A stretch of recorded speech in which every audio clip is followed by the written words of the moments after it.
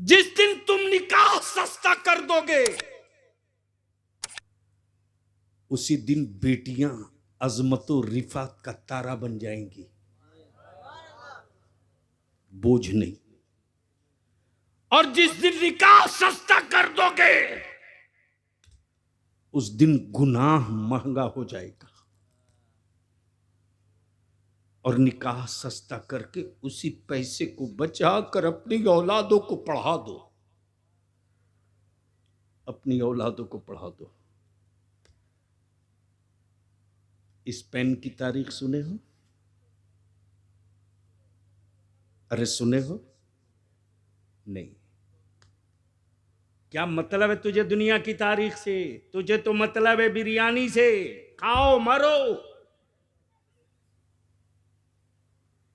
जिस कौम की तारीख पढ़कर दुनिया होश में आती हो, आज उसी कौम को अपनी तारीख का पता नहीं है। मैं पूछ दूं बंगाल में अपनी कौम के बच्चों से कि बता मुसलमान का बेटा, अगर तू एक नंबर का बंगाली है तो बता कि भारत की आजादी में बंगाल से कितने मुसलमानों ने अंग्रेजों के खिलाफ लड़कर शहादत का जाम पिया है। मुसलमान का बच्चा 5 नाम नहीं बता पाएगा। लेकिन जिसका बाप दादा अंग्रेजों की दलाली किया,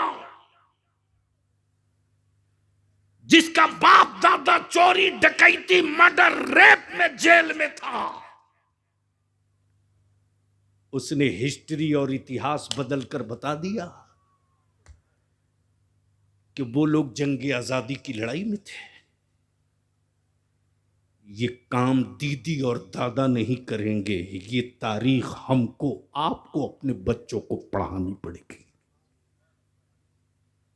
गैरों की जयंती मनाने के लिए मुसलमान पागल है, पागल। लेकिन अपने बाप दादा की शहादत की तारीख नहीं बता पाएगा, पते नहीं है। मुफ्ती साहब जो दारू पी के लॉरी से गिर गया, उसके नाम पर शहीद चौक बना दिया लोगों ने इसी बंगाल में, बीरभूम में। लेकिन कोई एक यूनिवर्सिटी नजरुल इस्लाम के नाम पर न बना सका कोई, फिर भी सेकुलर है, फिर भी सेकुलर है। मौलाना बता रहे थे बिहार में मौलाना मजहरुल हक अरबी फारसी यूनिवर्सिटी, हिम्मत है तो रोक के दिखा दे, 56 इंच वाला बिहार है वो। अजगर से खेलने के हम जिगर रखते हैं, दम है तो डस के दिखा। फिरासते मोमिनाना का पिलास लिए बैठा हूं, दांत तोड़ के जहर की पुड़िया निकाल दूंगा। मोहब्बत से बोल दो। झूठ बोलते तेरे बेटे, झूठ। मौलाना क्या मातम की बात है।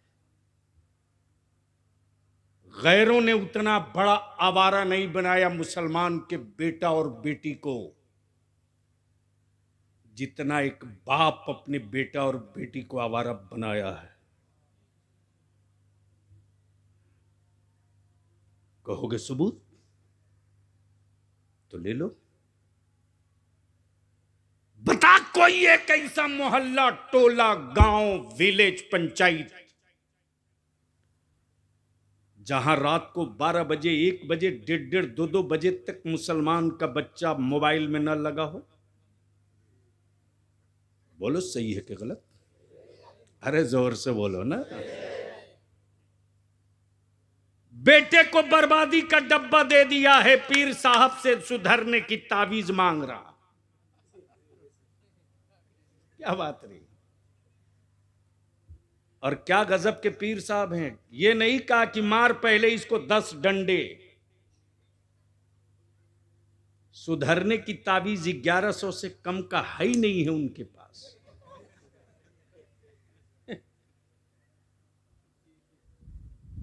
गलत तो नहीं बोल रहा हूं? अरे बोलो ना। मैं जानता हूं लोग मीटिंग करके फिर बलियावी के नाम का बाइकाट करेंगे, लेकिन मेरी सेहत पर कोई फर्क नहीं। हक बात छाती पर चढ़कर बोलूंगा तो बोलूंगा, इसलिए कि मुझको आज का हिंदुस्तान नहीं दिखाई दे रहा है, 30 साल बाद का हिंदुस्तान दिखाई दे रहा। मोबाइल के डब्बे ने नाश कर दिया। रात को 12 बजे, 1 बजे, 2 बजे तक तेरी औलादें,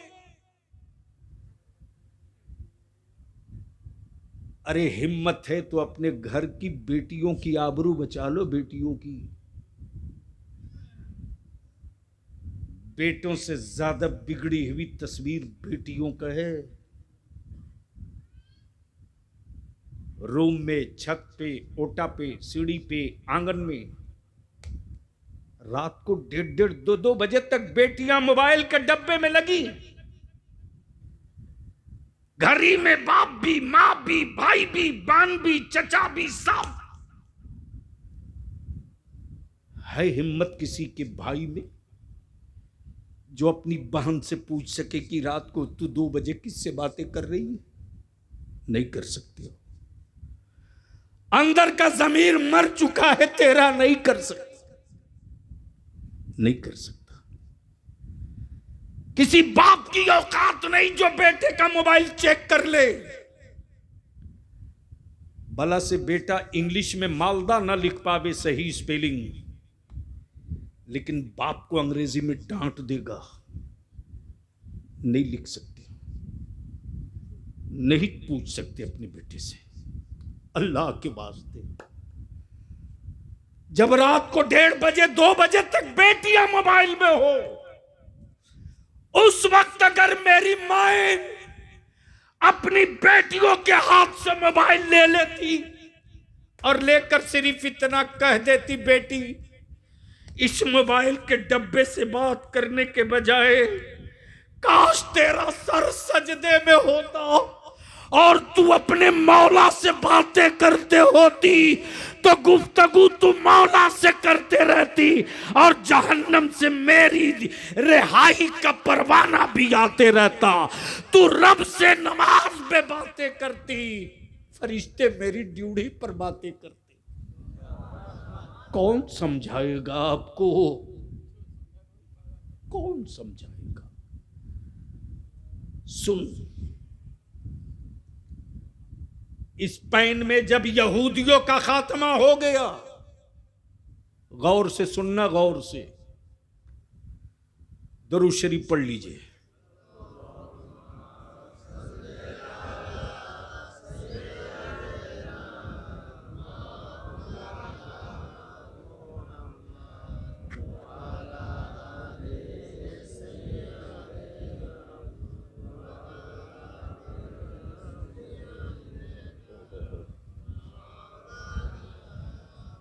सल्लल्लाहु अलैहि वसल्लम। स्पेन से जब यहूदियों का खात्मा हो गया,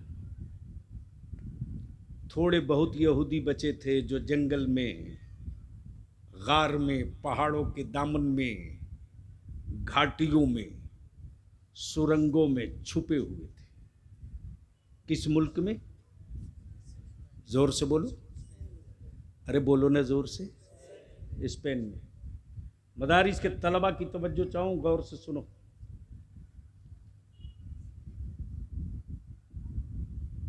डरे हुए हैं, सहमे हुए हैं, खौफ में हैं।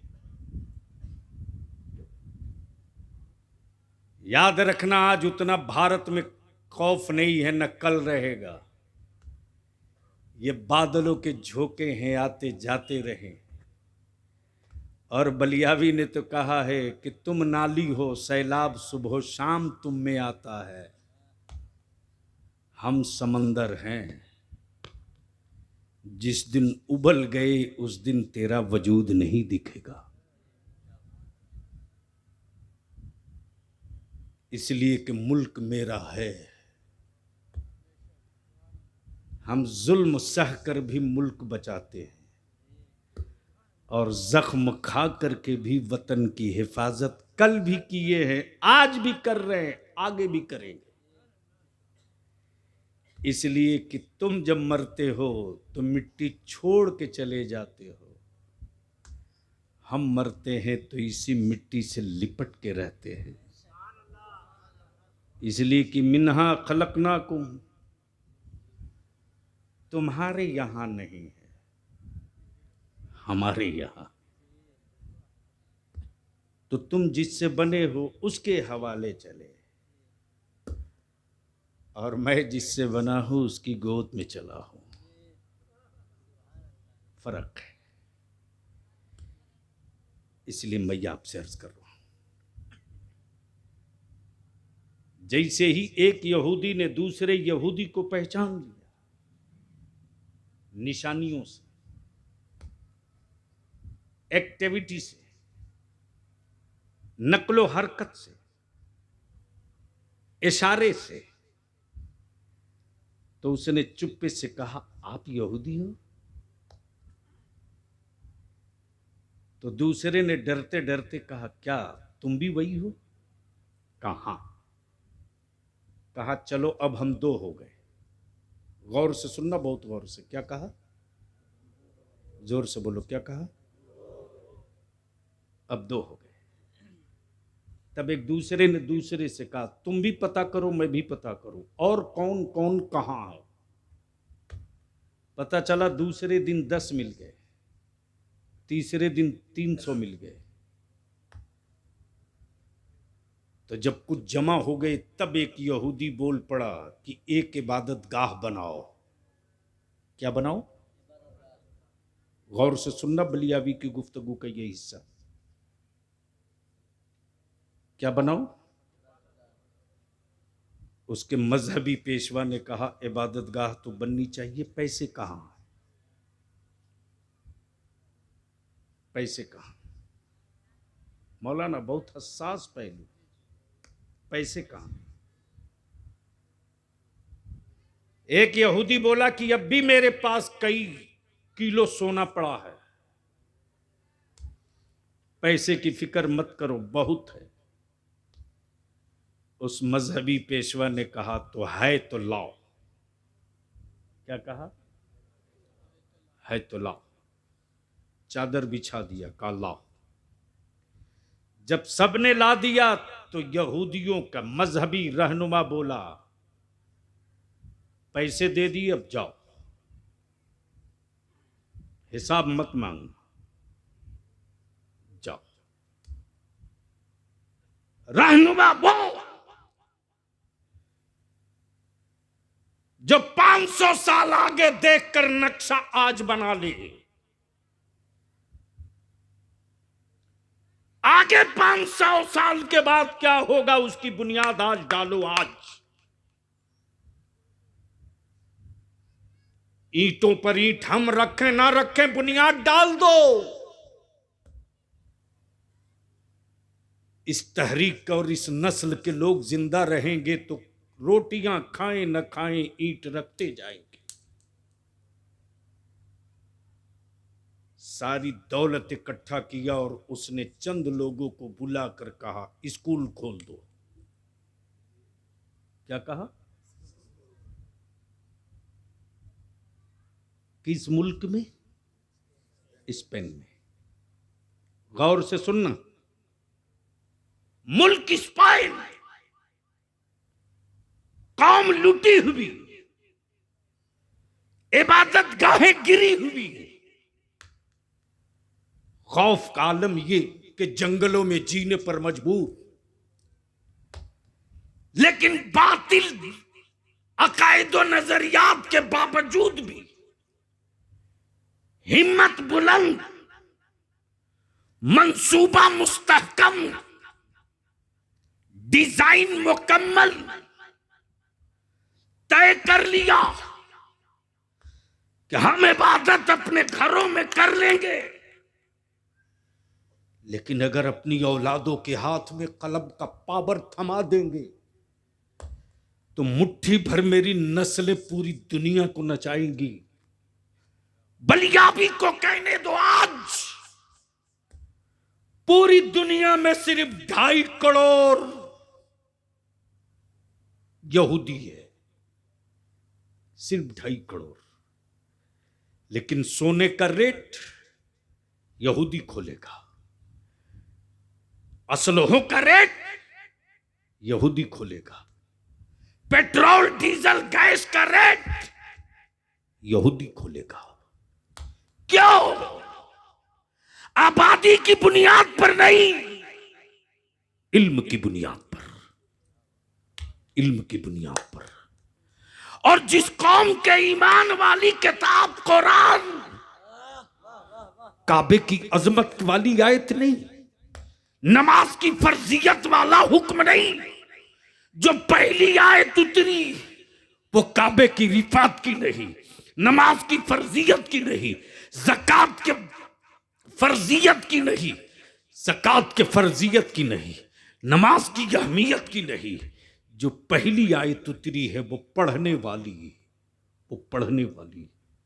तो जो मजहब पूरी दुनिया को पढ़ने के लिए आया हो, आज उस मजहब के लोगों को भारत का हुक्मरान जाहिल कहता है, जाहिल कहता है। बलियाबी बहुत बुरा है, इसलिए कि वो पूछता है हुक्मरानों से कि 33% आबादी में बता हमारे बच्चे कितना एसपी हैं, हमारे बच्चे कितना कलेक्टर हैं, हमारे बच्चे कितना ब्लॉक पदाधिकारी है, हमारे बच्चे कितना डीएसपी है, हमारे बच्चे कितने जज हैं, हमारे बच्चे कितने कोर्ट और अदालतों में पीपी हैं। बलियाबी अगर यही सवाल कर दे तो खंजर लेकर गैर तो रात में ढूंढता है, मुसलमान दीन में ही बलियाबी को तलाश करता है।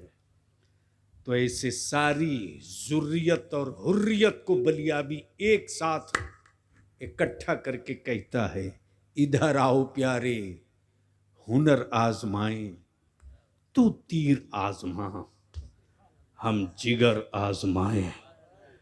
रजा के मसलक का ये खादिम पहरेदार है, हाफ पैजामा वालों से भी बचाने की बात करेगा और हाफ पैंट वालों से भी बचाने की बात करेगा। सारा मजहब एक तरफ, तन्हा इस्लाम एक तरफ, सारे मुल्ला एक तरफ, बरेली का अहमद रजा एक तरफ, सारे मसलक एक तरफ, मसलक आला हजरत एक तरफ, सारे मुफ्तियों का फतवा एक तरफ, मुफ्ती आज़म का फतवा एक तरफ। और जब इस उलूम का वारिस,